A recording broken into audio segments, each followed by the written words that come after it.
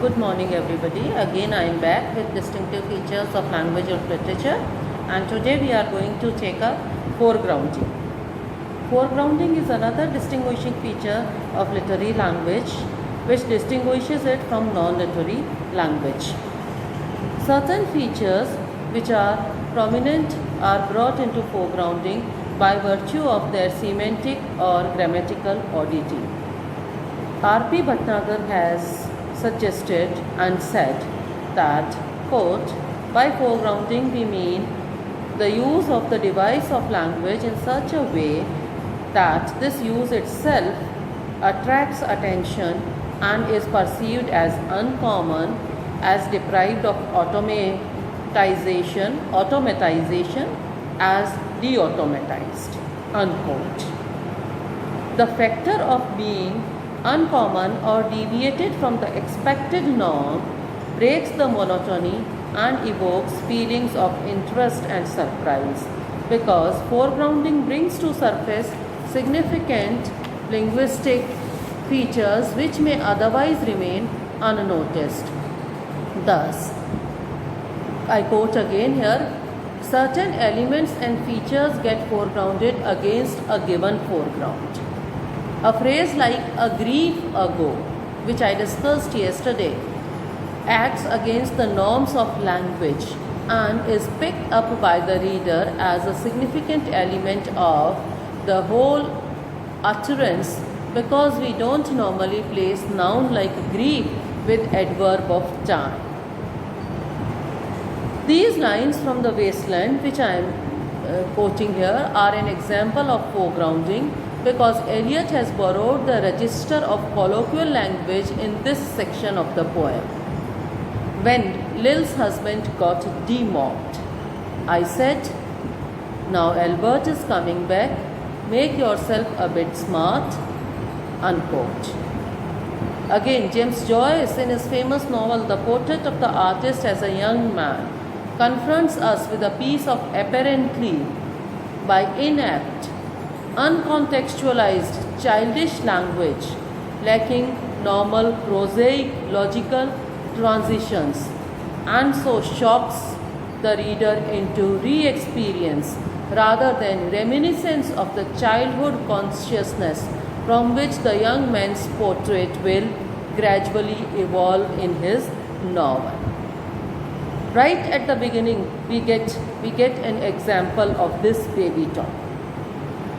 G.N. Leach analyzes Coleridge's line, the furrow followed free, and finds out that the alliterative and the metrical pattern of the time make it more organized and focused. Pun and parallelism are also a means of bringing some part of the message into the foregrounding. Leach quotes Jacobson saying, any form of parallelism is an appointment of invariants and variables. In other words, parallelism needs some contrasting elements which are parallel with respect to their position in the pattern. For example, where wealth accumulates and men decay. This example is taken from Goldsmith's The Deserted Village. Here, in spite of the identical pattern of subject-verb, we have the variable in wealth versus men and accumulates versus decay. Foregrounding is not an ornamental device. It is rather functional device, functional in the interpretation of literary language.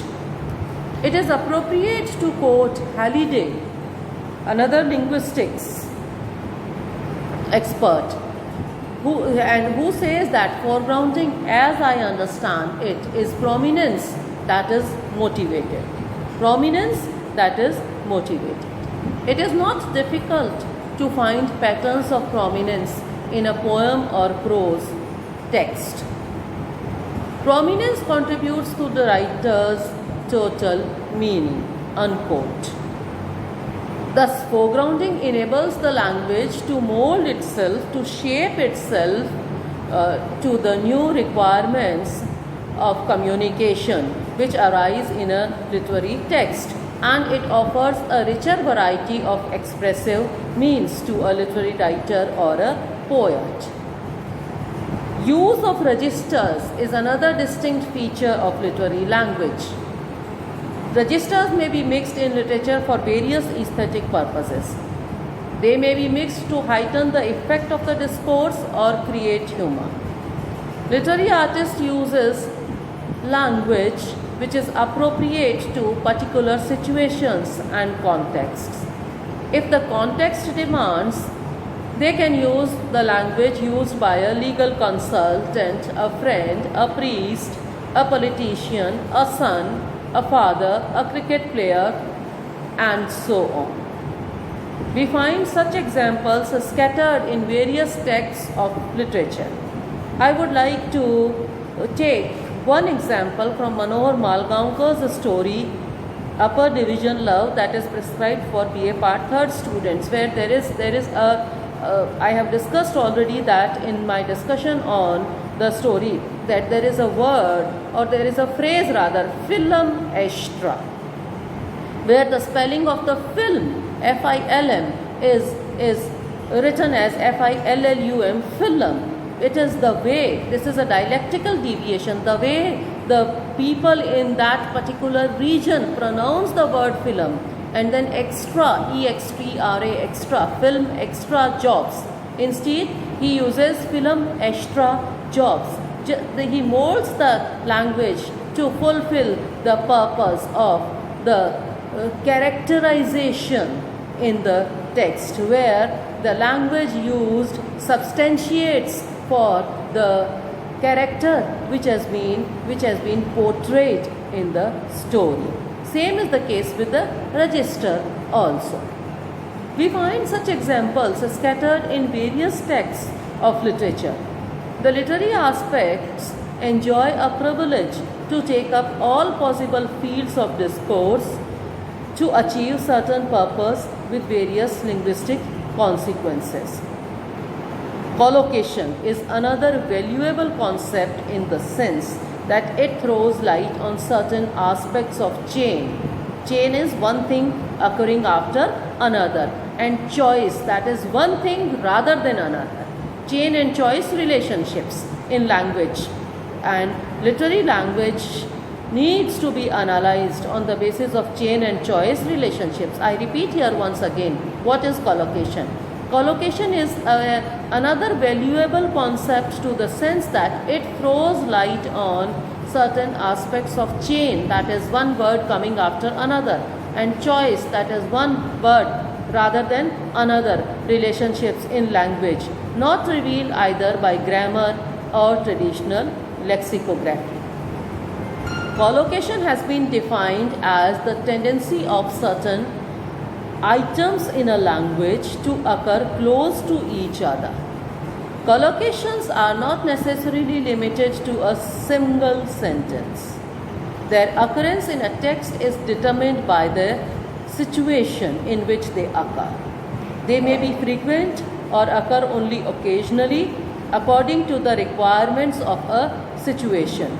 For example, as Turner has suggested that the word wasp occurs just 3 times in E.M. Forster's A Passage to India, while in King Lear there is a great frequency of the collocation of words connected with animals. As literary language is characterized by violating as well as following the rules we find, the collocation is helpful in the study of the language of literature, especially of poetry. This is because the creative writer often achieves some of his effects through the interaction between usual and unusual collocations, and though the creation of new and therefore stylistically significant collocations. Here I would like to remind you from another discussion which we had already discussed, and that was on literature and language, the relationship between literature and language, where we had discussed the collocation of reaping the farm or reaping the corn, which is a normal collocation, which is acceptable collocation, and then we had discussed reaping an honor or reaping advantages, which occur in Addison's essay Westminster Abbey and in Steele's essay Recollections of Childhood respectively, where reaping honor or reaping advantage is a deviated form, because it is an unusual collocation used by the essayists in their respective contexts to highlight certain ideas which they wish to communicate. Literary language is not haphazard but obeys certain fixed laws also. There is normally a period of action followed by a period of rest, a stress and then pause. This regular movement is called rhythm. When the emotions deepen or passion is aroused, the speech assumes a more positive rhythm. The accents become more strongly marked, the phrase more abrupt, and the pause of necessity more frequent. In a plain, matter-of-fact statement, the rhythm is relatively unimportant. Rhyme also gives extra pleasure to the language of poetry. Verse rhythm is not an artificial measure. Verse rhythm is not an artificial measure imposed upon an ordinary expression of a thought so as to produce a pretty effect or a pleasing sound, but a natural mode that had been evolved out of necessity. Remember Twinkle Twinkle Little Star poem. Why that poem appeals more? Because of its rhythmic effect. If we take into consideration meter or measured rhythm, we see that the basic principle is the regular recurrence of the stress. The rhythm is restrained, and this restraint gives the emotion which is expressed a lofty dignity, otherwise unattainable. In the absence of rhythm, cannot be attained. For example, we can feel the role of the sea in Tennyson's expression. Here I quote this expression: we have had enough of action and of motion, we. Now the words action and motion are suggestive of the movement of the sea. Rolled to starboard, rolled, bellowing monster, spouted his foam fountains in the sea. But we need to bear in mind that rhythms are effective only when they are comparatively rare. Our sense of appreciation is easily dulled by familiarity. An unidentified critic has said that rhythm gives us the pleasure of having a certain expectation satisfied, though it is never satiated. Unquote. Edgar Allan Poe said, just as the lily is repeated in the lake, or the eyes of the amaryllis in the mirror, so is the mere oral or written repetition of these forms and sounds and colors and odors and sentiments a duplicate source of delight. Both the young child and the primitive savage take unbounded delight in hearing the same sound over and over again. Literary language lends excellence to the aesthetic beauty and pleasure by using various forms of repetition: head rhyme and rhyme, assonance and consonance, repetition of word or phrase, parallelism of form or thought, recurrence of image, etc.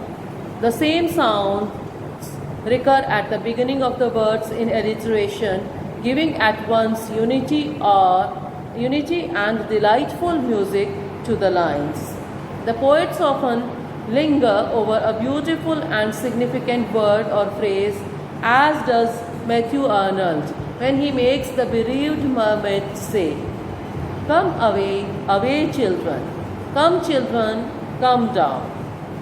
He voices a tender regret that broods lovingly over the cause of its sorrows. This note of sweet pathos is often associated with the recurrence of a haunting word or phrase.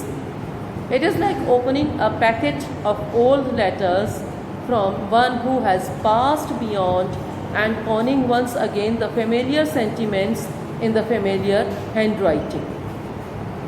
The poet makes his lines equal in length or else varies line length according to a pre-arranged pattern to mark a distance. Furthermore, in any rhyme pattern, it is the coupling of change with recurrence which gives pleasure to the reader. The ear anticipates the familiar sound and takes an even greater delight in it when it comes if one or two alive sounds have intervened. The poet's skill consists in knowing just how long he or she can defer satisfying that expectation without wearying the readers. Repetition in form or another is used by the prose writer also. Even the prose has its own systems, rhythms, and the artists use repetition in order to be impressive as well as for the sake of clearness. The more subtle forms of repetition find their way into beautiful prose. For example, Stevenson makes his vowel do his bidding. Whether to give an idea of sameness by repetition, as in one wonderful glory of fairly gold, or of changing scene by variation, as in he watches the long train sweep away. The recurrence of image is another remarkable feature of the literary language. The constant occurrence of bird image in James Joyce's novel The Portrait of the Artist as a Young Man accomplishes the task of synthesizing the theme of the novel. It binds the novel together. The bird image, Daedalus, heron, flying birds in the sky, eagle, etc., weaves the novel into a kind of wholeness. In The Wasteland again, we have the images of fertility and barrenness, images of vegetation occurring time and again throughout the poem. Let us give a pause to our discussion. We shall continue in the next part of our discussion with a few more features of literary language. Thank you very much.